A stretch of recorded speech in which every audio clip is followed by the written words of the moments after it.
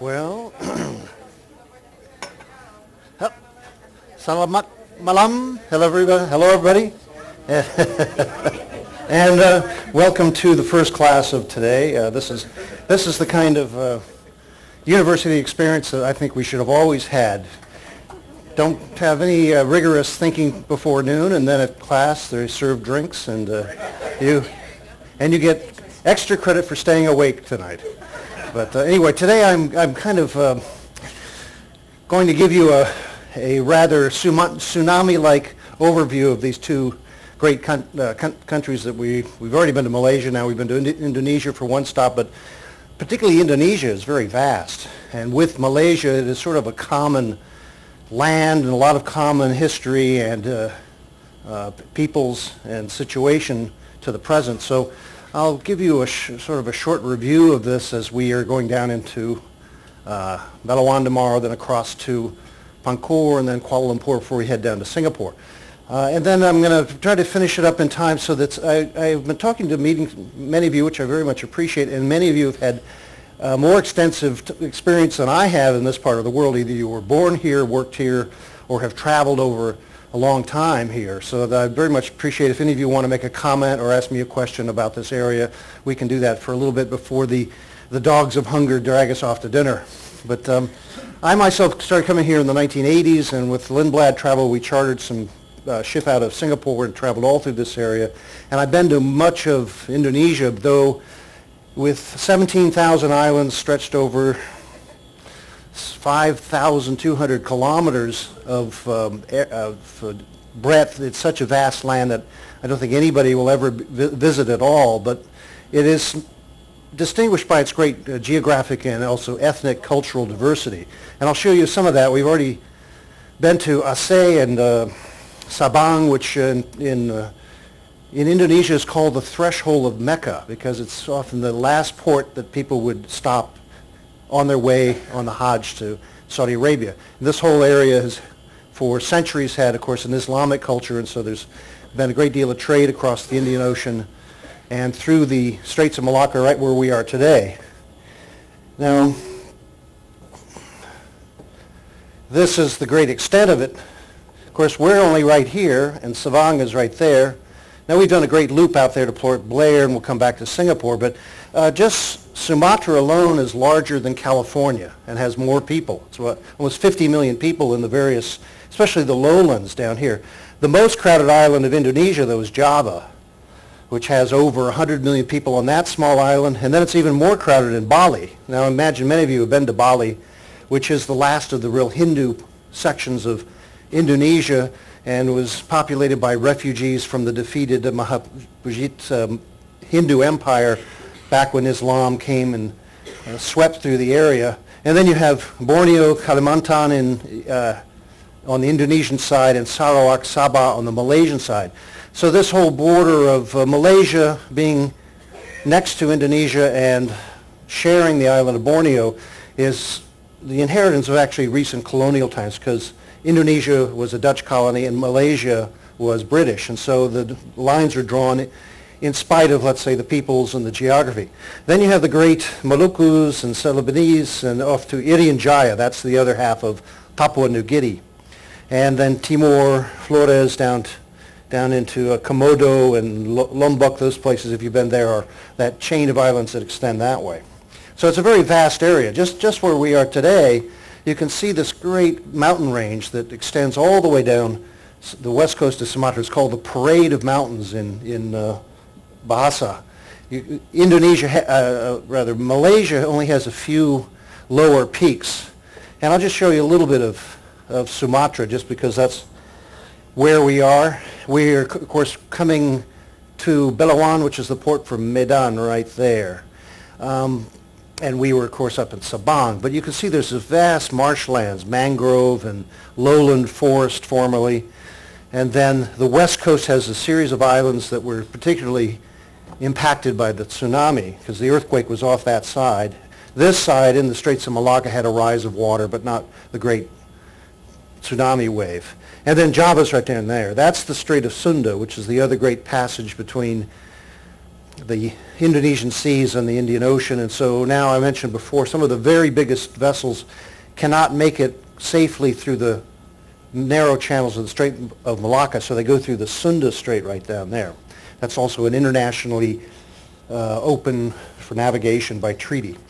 So here's one of the mountains of Indonesia. This is actually Merapi on Java. It's one of hundreds of volcanoes. There are over 261 active volcanoes and hot mud baths, mud lakes, all through the islands. And this has always replenished the soil and meant that the lowlands have among the richest soil in the world. That's why it's such a verdant place and has supported such biodiversity and extensive forests for many millennia.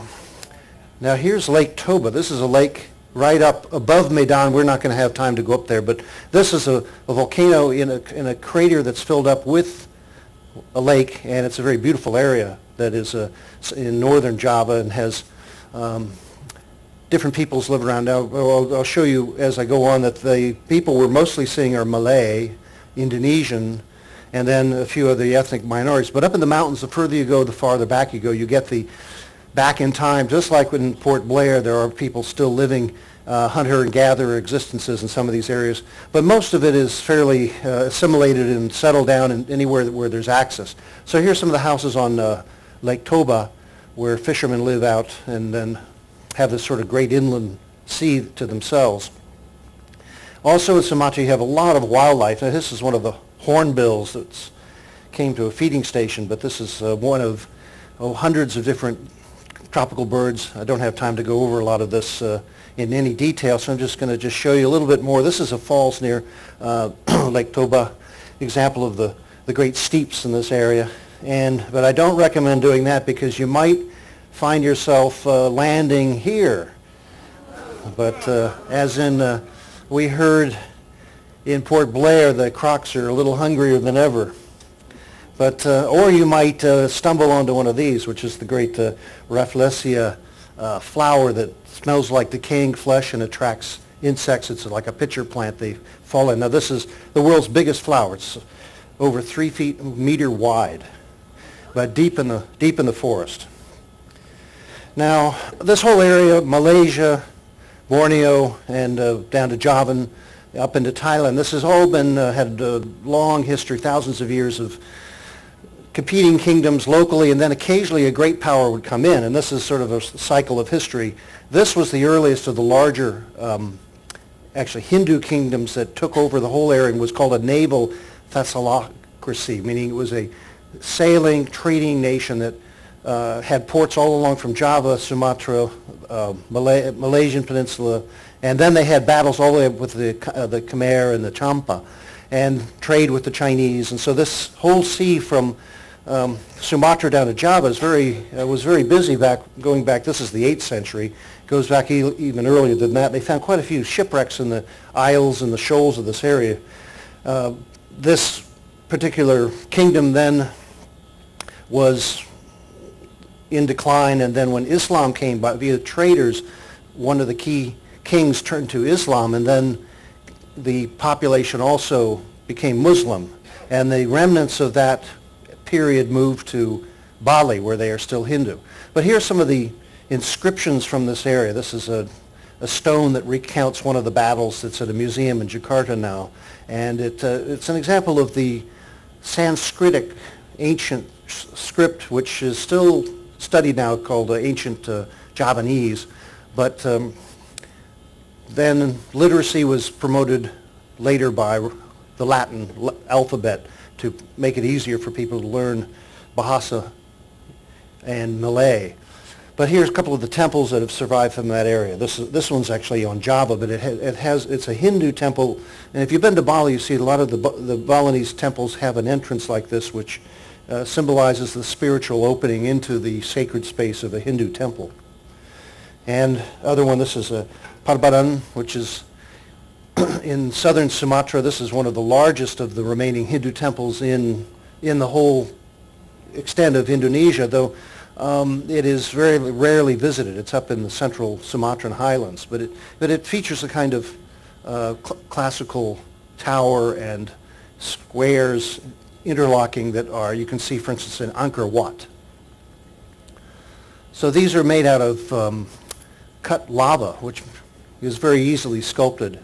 And so that's an example of the kind of architecture that is best seen here, though. This is, if you've ever been to Borobudur, which is in central Java, this is also a Hindu but also Buddhist structure. This is quite fantastic because, again, it has this great terracing that then leads the walkways up, and then the high stupa on top, and then the ring of Buddhas, very famous in this architecture, overlooking the Great Valley and the volcanoes there. So at Borobudur, there are a lot of relief carvings, just like in Angkor Wat. This is one of the trading ships of that Siddhivajit empire, and they were a very great naval power at the time. This is the original Seabourn. But the other, there are other temples in Sumatra and Java that are quite unusual. This one's Kandik Chetto, which is a fertility temple with lingam and yonis, which are the male and female parts, and the whole temple is designed to be a fertility experience. And supposedly the Indonesian government doesn't let anybody get near it anymore because fundamental Muslims consider it so sacrilegious that they've had to protect it from destruction by the Muslims. So the original Hindu culture of this area is very, let's say, lively in this sort of a way, and there's stories that are told, particularly in Bali, that are quite racy. This is an old Javanese. I'll spare you some of them. I think I've already told you a few. But a lot of them go into the great wayang kulit, or the shadow puppets, which are the way that the former tales would be remembered. The Ramayana and other great Hindu tales would be played on for hours in the village squares by the shadow puppetry, which is still a living form and has yet to be completely replaced by television, though they're working on it. So here's the dalang, or the puppet master, who sings and manipulates and tells a story from a tremendous memory. And a lot of the modern democratic machinations of both Malaysia and Indonesia have been called a shadow puppet play, with they don't know who's directing the politicians to say what when. But that's, I don't know if any other country has that problem. Can you think of one? Well, anyway, when the Europeans came, then this was the new wave of, particularly technology came in, and so the Portuguese came to Malacca and took it from the local sultan as a trading post in 1512, and with Alfonso de Albuquerque, and then the Dutch came down through the Sunda Islands and then to the Moluccas for the great treasure of pepper, nutmeg, cinnamon, clove, and so that became the great spice route that went all the way back to Europe. And so the Dutch East Indian Trading Company, which there's the Amsterdam VOC symbol of it, then set up trading posts all through these great islands. There were never more than 30,000 Europeans in Indonesia, even in the 1930s, when it was a booming colony, let's say. So this, you can imagine how vast an area with how many 100 million people, and very few Europeans had a great deal of authority here, and of course made great fortunes. So this is Java, and that's Sumatra up there. Jakarta, Batavia at the time, was set up there on a creek up in the sheltered waters near the Sunda Strait, very convenient trading post between the east and the west there. And so tea, spices, later rubber, now palm oil, these great products of the lowlands of Indonesia and Malaysia became the great economic resource here to this day. So here's the dock where we were just yesterday, without the dancing and singing. I don't know why.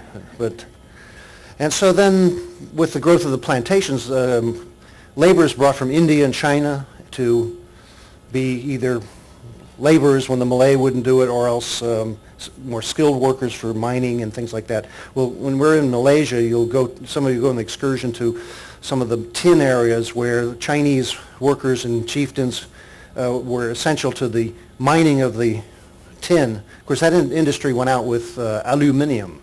But meanwhile, just to speed up through colonial history, when the Japanese came marching down the Malay Peninsula, then attacked in Jakarta, and then drove the British and the Dutch out, it was then going to be the new reign of the Empire of Japan and the co-prosperity sphere. And as happened in India, and I mentioned in Port Blair, in Malaysia and in Indonesia, some of the nationalists of those places allied themselves with the Japanese, most famously Sukarno, to be allies with the Japanese, but the Japanese soon proved themselves to be not kind partners to a lot of the local people. There were about 20,000 Dutch and other Indonesians who were killed during the occupation in Indonesia. And then when the surrender suddenly happened, Sukarno declared independence and then led the guerrilla and standing army to fight when the Dutch came back in, as there was resistance to the British coming back into the Malay Peninsula. So here is Sukarno, who was the first president and promoted his nation as one of the great ones of the world because of its extent and its resources. But he was Javanese, and some writers have said that actually the reign of modern Indonesia is an empire of the Javanese, and particularly the Javanese military, and then they have their purvey over all these other islands. There have been separatist movements in Sulawesi and in Irian Jaya, of course, and in other islands, for instance, Timor, and there's been a lot of effort to break apart this great union, and it's been held together by, first of all, trade and the economics of a larger nation, but especially by the military. And so we were here at this end. Here's a stamp that some of us went out to that marker for the west end of Indonesia, and then there's another one down on the southern shore of Irian Jaya. So all of that is the great federation of all of these different islands, and so as you can imagine, it's a difficult place to administer, being so spread apart. But Sukarno, of course, led during the Cold War, the Third World Bloc. They had conferences in Bandung, and then they allied themselves with all of the other neutral nations during the Cold War. But he himself was finally overthrown by a military coup. Well, this is actually an Indonesian map of all the different territories and individual governmental areas of Indonesia. And of course, there's still a movement to have other ones break off, especially over in the great half of the island of New Guinea. That is completely culturally different than all of the other ones, and the diversity is quite astounding. But held together with this symbol of the state, the Garuda, the great Hindu flying creature that the motto is unity and stability. But it's difficult because you get these different people. There's over 300 languages spoken in Indonesia. So even you go to Java, they're going to speak Javanese, but they'll all speak Bahasa. That's the national language, like Malay, actually. And it was the trading language of this area for hundreds of years. This is the retinue of one of the sultans in Jogja, in Yogyakarta. There are still local nobility with palaces that don't have as much political authority in modern Indonesia, but same thing in Malaysia. There are sultanates to this day. And then there are the Aborigines. These are the Batak people that are in northern mountains of Sumatra, not where we were on the coast, but they were famously fierce and also one of the first peoples in the world who were specifically described and documented as cannibals. And they would, for instance, in their own society up in the mountains, they were very fierce. They'd fight with each other, but also if you committed a certain crime in your family or your village, for instance, rape or murder, something like that, you would be ritually killed and then eaten by your neighbors. But that's no longer true. Now, they still are very proud people. Here's one of the current ones dressed up as a warrior. They're very fierce, but they've been fairly pacified. Now that they are part of Greater Indonesia, they're one of the rainbow of cultural events, and they go traveling around with their great long drums, and here's the wedding dress for them now. I hope she knows what she's getting into. You know, he looks like a hungry guy there, but who knows? Who knows what goes on behind the kampong walls? And there's a lot of dance. We saw a little bit of that Aceh style on the dock in Sabang. So almost anywhere you go in Indonesia, there's another group with another tradition, another style, and it's very animated and very rich culturally. And you have the tradition of batik and such. But most people have a very simple subsistence life, particularly agriculture and now still plantation work of rubber or palm oil. And a lot of, even though the country's more prosperous, there's still a lot of poor people. So here's a guy who's out there slow on the plow. So I'll pause to tell you a story of the women who you can see here working so hard, and then this guy is sort of taking it a little slower. And so he gets back to the house, and the wife starts berating, says, you can't keep up with us women. We do most of the work, and then you go out there, do a little bit, then you go and rode your motorbike off and spend more time with your friends, and you're just not doing the kind of sharing of the work that we need. And then they start to argue, and she picks up a big spoon, starts beating him, and he runs around and he jumps under the bed. And then she says, "You no good man, come out here and get the beating you deserve." And the man says, "Woman, I'm the man of the house, and I'm in charge, and I will not come out from under the bed and get the beating I deserve." Anyway. Well, anyway, as you've seen, there's a lot of kids. And one of the biggest problems here, like many other, especially developing countries, is the great flood of children, but they are also the future. And so there is now universal education and a strong sense of the future, particularly as the peace has come and prosperity is better than ever. And Indonesia, like Malaysia, have been growing in spite of the world recession. They're growing about 3% a year, and of course, they have a lot of resources and, let's say, no place but up to go if they manage their economy well. But the other main thing that's happening in this area is the increasing, let's say, fundamentalism of Islam. So when I first came here 25 or more years ago, you didn't see as many covered heads. You never saw a burqa, which you can see occasionally around now. But the teaching of Islam has become now funded by Saudi Arabia. So you see all those mosques that were being built in Sabang. If you go to central Java, they're building very elaborate ones that are madrasas with housing for the boys, and they're all learning in Arabic now. And they didn't do that before.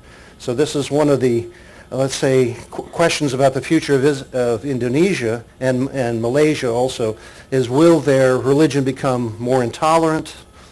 Now they have a diverse society and at least legally religious freedom, but they've been restricting some of the other religions and take offense at any questioning of Islam in this country. So this is the majority religion, and for instance, the Aboriginal and animistic people are getting constantly criticized for being, let's say, pagans, heathens, or worse under the realm of Islam, which of course eliminated most of that throughout this whole area and provided the religion that we know of. So here is the mosque in Banda Aceh that was not destroyed, where the rest of the city was completely washed away. And so that has been cited as the grace of Allah that the mosque would be saved. Of course, the question is, gee, if Allah is such a good God, why did the tsunami happen to begin with? Well, we won't go into those sort of questions here, but well, then after Suharto took over, a general took over, in a coup d'etat, they arrested Sukarno, and then proceeded to ban communism, especially they called them atheists. There was a Communist Party of Indonesia that supported Sukarno, though he did not consider himself a true communist. He was a nationalist. But that led to a great massacre of people. About 500,000 or more were killed in the early 70s, and to this day there's still trouble in Indonesia in different places and provinces. Just today in the paper there was a riot in Bali at the prison. The problem in Bali is you have a lot of foreigners get busted for drugs, and then you have a lot of Javanese and other Indonesians come in to do whatever they can to make money in Bali, and the Balinese don't like any of it, and so now they had an overcrowded jail, and now they have a riot going on today. This is actually a labor strike in a port in Java where the police came in. The other big problem, of course, here is the pollution. We've already seen all the trash everywhere. It's just unbelievable. So this is one of the larger collection points, but the plague of plastic and other industrial pollutants is one of the great problems here, like everywhere else. But nonetheless, if you've been to Jakarta recently, it is a vast city of about 5 million people now in its center area. And so this is where, like much of Asia, it's urbanizing rapidly and developing a tremendous urban economy and now a middle class. But you can see there's a mosque right in the middle of the residential towers.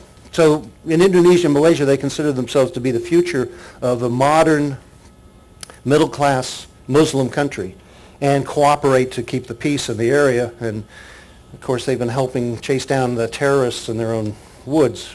Well, anyway, from the city to back to the beaches, that's why we're here. So I'm going to move on just a little bit more where we are. Of course, we're here.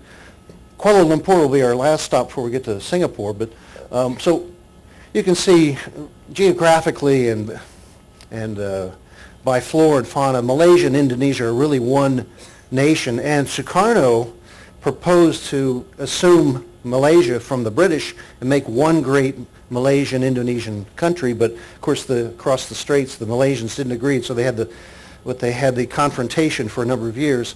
They never came to blows over it, but there's some nationalists here that think that the whole area should be one big country. Meanwhile, Malaysia goes all the way out to the end of Borneo. This is the highest peak of all, Kinabalu, which is 4,000 meters high and has snow on it, and right near the equator. So that's let's say, the other end of these beaches and the jungles. And up in those kind of high areas, there are people that still live there, again, called the Orang Asli, the original peoples of the area. This group that lived there, they never went up the mountain because they considered it sacred, because that's where the deceased would always go, and it was the realm of the spirits. Then a British officer climbed in 1851 to show it wasn't so dangerous. But here's an Iban people, also in Borneo, Malaysian, Sarawak, that's the name of that territory. And a Dayak person near Kuching, if you've been to that area, in Malaysian Borneo. So there are these ethnic people, but they're definitely on the decline and often, again, belittled by the main culture, the Islamic culture above all. Here's one of the shamans who's testing the future of the sea harvest by examining worms swimming in the water as they pass the rocks. Then on land, here's another shaman predicting the future by reading a pig's liver. See, this guy's definitely hungry. But most of the Malay and also Indonesians are fairly conservative, and they're not, let's say, religiously so exuberant as some of the Islamic mysticism. But so then you have the Chinese, who have been traditionally here as communities ever since the great Chinese trade routes came down, beginning in the 1st century AD, but especially in the 800s to the 1400s. There are about 60 million ethnic Chinese all through Southeast Asia, and they created the trade networks and also the small manufacturers and became essential to the economies of these places. This is in Kuala Lumpur. So like we've seen in other places, there'll be a Chinatown, an India town, and then the larger Malay population around. So this is the highway going into Kuala Lumpur, and I have a kite here. This is the symbol of Malaysia, the great beautiful kites they make over on the east coast of Malaysia. And here's a top man, and they used to, again, predict the future by pulling on these elaborate tops and see how long they go, where they would wander. This is a national sport in Malaysia. And again, when the first Europeans came down to Malacca and then around to the Spice Islands, this was led by Alfonso Albuquerque, and he established Malacca. I think I mentioned one of his young lieutenants was Ferdinand Magellan, who then took on a Malay servant called Enrique, and then when he went back to Portugal, then he took his voyage around the world. He was killed in Cebu, the Philippines, and then his Malay was supposed to be set free, but he was imprisoned and put to work for the other captains of Magellan's expedition. Then he led a rebellion, and then he escaped, and then he probably got back to Malacca eventually, being the first man to go around the world. Enrique, not Magellan. Well, anyway, here's where they all came from, Malacca, which is a small town now with a historic center. This became the jumping point for the Portuguese to go to, the Spice Islands, but then also to Macau, and then to Nagasaki, Japan, and their very extended trade route. So here's the bridge coming into Old Malacca, and the gate which stands. It's the last of the fort that's there. Now this is about an hour from Kuala Lumpur if you ever want to come visit it. But it's a very small town now and has still a remnant Portuguese population and a Catholic church. So that's one of the smallest minorities, of course, in Asia are the Portuguese, but their influence does remain. Now when we go to Pancor. This is the Dutch fort. Now the Dutch sort of assumed the Portuguese fortresses and trade routes at a time, and then the British came, but there's the remains of all of them in this layering of history. And so when the British came, they went to these areas, and this is famous, the White Raja of Sarawak, James Brooke, which he and his family ran their plantations from 1841 until the Japanese drove out the operation. But whenever I see this dashing fellow, it reminds me of a song I once heard, correct me if it was wrong, about the colonial officer who came, sent out to help the empire, and the ditty goes, I've got rings on my fingers and bells on my toes, elephants to ride it about, my sweet little Irish rose. So when you come to Borneo to marry me on St. Patrick's Day, you'll become Mary Ellen Raja Puba O'Shea someday. Well, I don't know. Beware of karaoke. That's what I know. Well, anyway, particularly in Malaysia, the rubber boom, which was, of course, the plant brought from the Amazon to grow on the plantations, meant that it was a great producer, and of course the automobiles required it. That became the great crop of the Malay Peninsula and also Indonesia. So great fortunes were made here. Kuala Lumpur grew from a little intersection in the woods to a great capital with the tin and the rubber and such, and so it still has this heritage. This is actually Malacca. Then when the Japanese famously came down, the Tiger of Malaya, Yamshita, the general, they took it all over. And then when they were gone, there was a communist insurgency and a nationalist group that were then battled with the British troops during the emergency from 48 to 60. And you may have heard Jasmine say it was legally called an emergency so that if any losses were on any shipping or plantations, it was only a problem, not a war, and Lloyd's of London and other insurers would have to cover it. Well, anyway, this is a caricature of the communist Chinese were the great boogeyman at the time. By the way, boogie, as in boogeyman, are Indonesian traders from the island of Boogie. But that's the boogeyman of communist China, which is why this was such a serious problem. And they were under counterinsurgency contained, and also the leaders of current Malaysia often were with the British Army and commandos fighting the communists. And then in 1963, the Independence Day was proclaimed, and Malaysia became a federation of its sultanates and its other provinces, disputed somewhat with Indonesia over who owns Borneo, but it was settled, and there's been no conflict over it. But here's the monument for the fighters during the emergency, and also to secure the lands of Malaysia. This is the old government house, which is still there in Kuala Lumpur. You'll see this. But meanwhile, this whole city has turned into a very big place. And this was the prime minister who led the country until 1981. He had been a nationalist and then an ally with the British against the communists in the emergency time. But then he became a very strong-minded leader of the country and a proponent that Malaysia and also the rest of Asia should, first of all, be independent of outside rule, and then cooperate with itself and also develop economically for the value of the future. And this, of course, has happened quite remarkably in our time. But he was a proponent of Asian values, which you may have heard of. It was talked about a lot in the 1990s, where there was a sort of a democracy, but it was often one-party democracy with limited discussion. Things are done by consensus. This is common in Indonesia and Singapore, Malaysia, but he was very much an advocate that the community and the national values are more important than individual rights or any rights of even minorities. And he was criticized for disparaging other religions, disparaging the indigenous peoples, and said, no, it's more important that we build a prosperous nation. And so he was quite outspoken back before he retired. And some critics even in Asia said that this is just an excuse to, for instance, toss people in jail or suppress free press. And so it's still an issue in Asia because they, for instance, Malaysia just deported to Saudi Arabia a journalist who criticized the king and the royal family of Saudi Arabia. But rather than protect that right to speak, they sent this national back.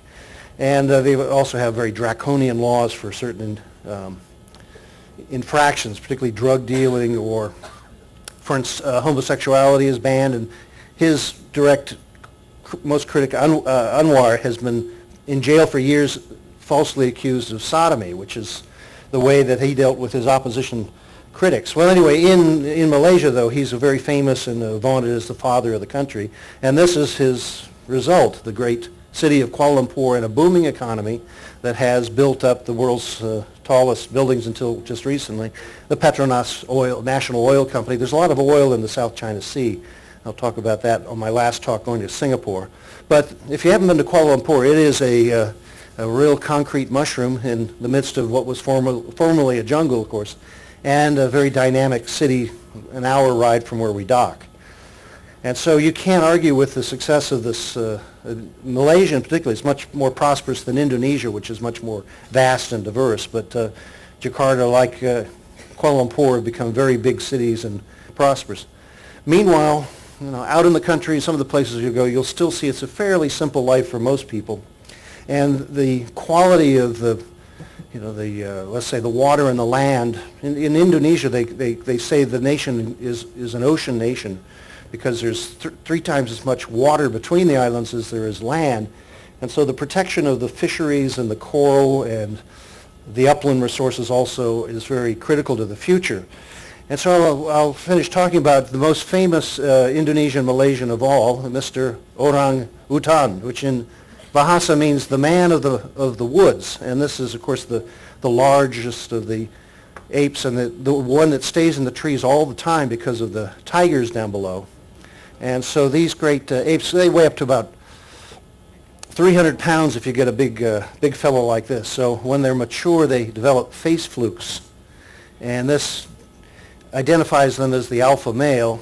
And they have a pouch in their throat where they can project their voice for miles, so sort of, and then the females that feel like it will come to him. Now, if that doesn't work, they found that these orangutans also create trumpets with leaves so that they can make a and a kissing sound if they didn't work. Now, guys, practice this in the shower before you do it at the bar. Okay. Well, anyway, they also build nests in the woods in the trees with multi-layers. They'll have a sitting area, a leaf mattress, a pillow, and a place for their tools. So we found these orangutans make little tools out of stones and sticks for digging for insects and also to break open nuts and things like this. They're mainly fruit and insect-eating animals. Again, that's on the tasting menu up here tomorrow night.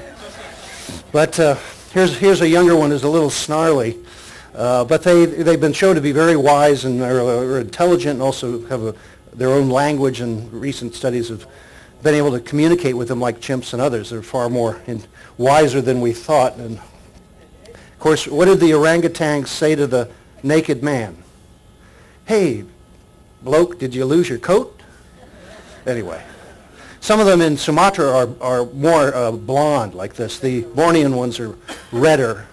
But a lot of them are being bred now because in captivity around the world, because they're only, the last general count was there are only 16,000 of them throughout Malaysia and Indonesia, and mostly Borneo and Sumatra, but they are declining rapidly. And you've seen, even as we sailed out of Sabang last night, all the fires in the woods, because they're continuing to clear and burn and plant palm oil or coconuts. And so the habitat for the orangutans plus all the other diversity are rapidly diminishing.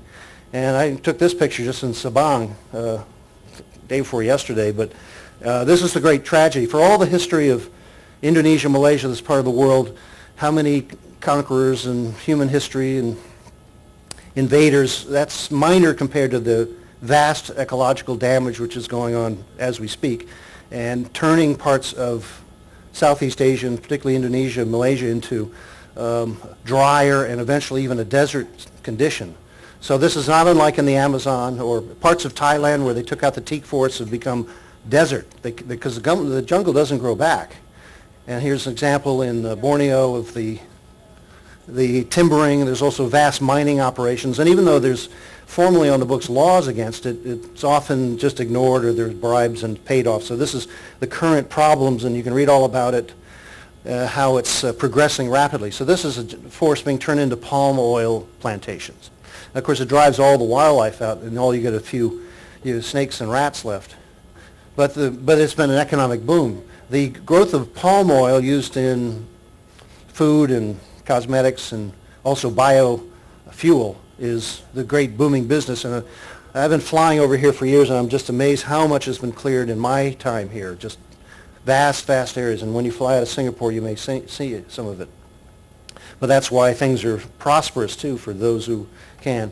So here's the last measure of, for instance, the forest cover in Sumatra, which is down to a remnant of what it was just a decade or two ago. So this is the great ecological transformation of this area. This is Borneo, Kalimantan, Sarawak, and again, this is an area. This island's as big as France, so that's a lot of forest, and it probably won't grow back. So that's what we're seeing.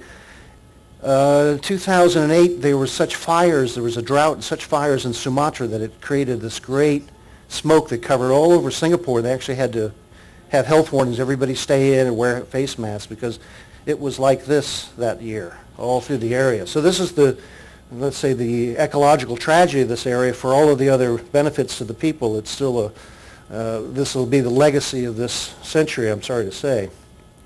But meanwhile, you can go to a lovely spa and enjoy it, and life is comfortable and beautiful in certain places. We can, help with some of these problems, but we can also enjoy this beautiful place and enjoy Indonesia and Malaysia. I'll have one more talk about Singapore before we go, but now before we all run off to lunch, does anybody have a question or want to tell a story yourselves of your time? Yes.